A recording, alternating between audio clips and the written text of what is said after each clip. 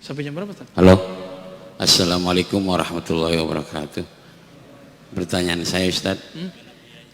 Dalam tariqah itu kadang-kadang mereka zikirnya sampai keras sekali. La ilaha illallah gitu ya. Itu kan kadang-kadang kalau yang dekat rumahnya itu kan merasa terganggu karena keras suaranya. Sedangkan di dalam Al-Quran itu Allah berfirman, ud'u rabbakum tadarru'a wa khufyah. Berdoalah kamu kepada Allah dan tadarru dengan rendah hati, wa khufyah dengan suara yang samar-samar. Sementara banyak orang yang zikir dikeraskan, doa juga keras.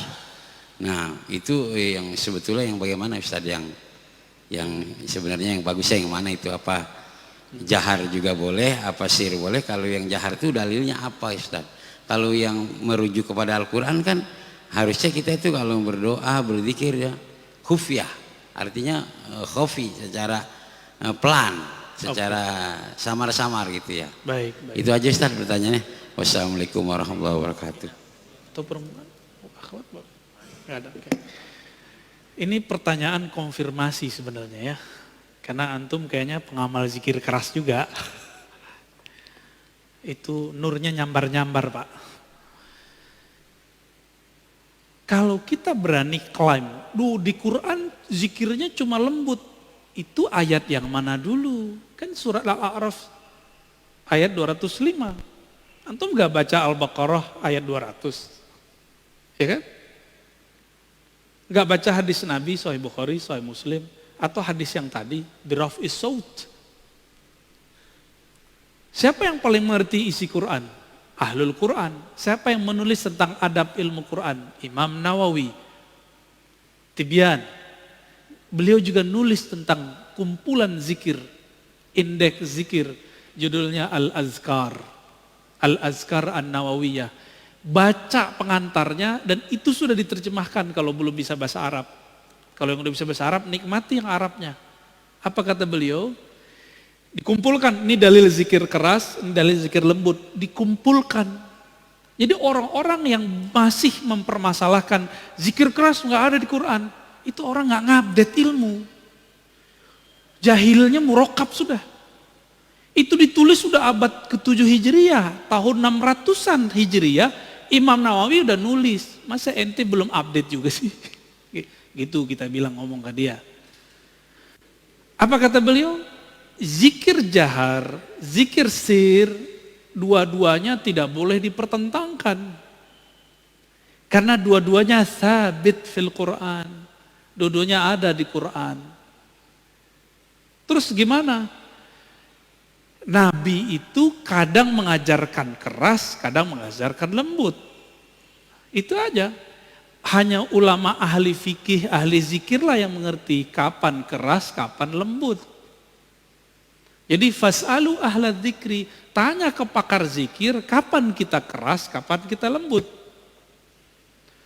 Salah satu murid dari Abah Anom datang kepada saya, Ustadz, saya kalau zikir la ilaha illallah ba'da sholat harus 165, harus kenceng.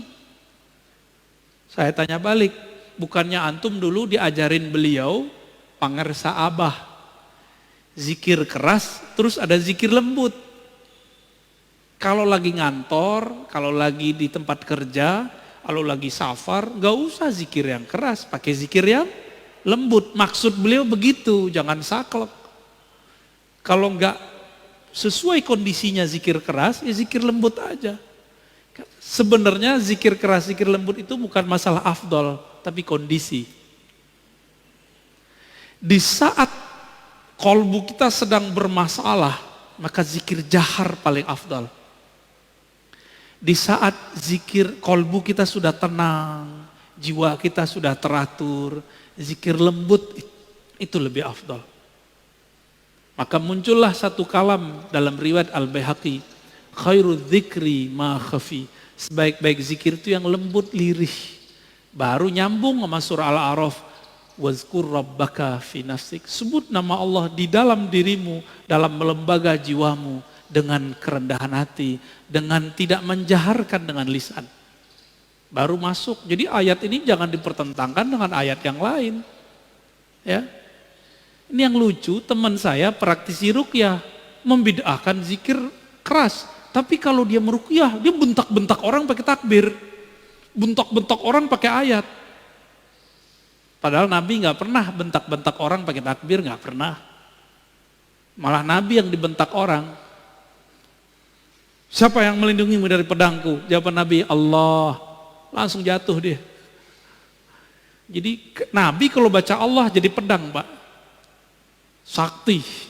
Kalau kita baca la ilaha illallah, takbir, udah berbuih, udah habis suara, nggak menang-menang juga. Kalah lagi. Berarti kita baru baca di lisan.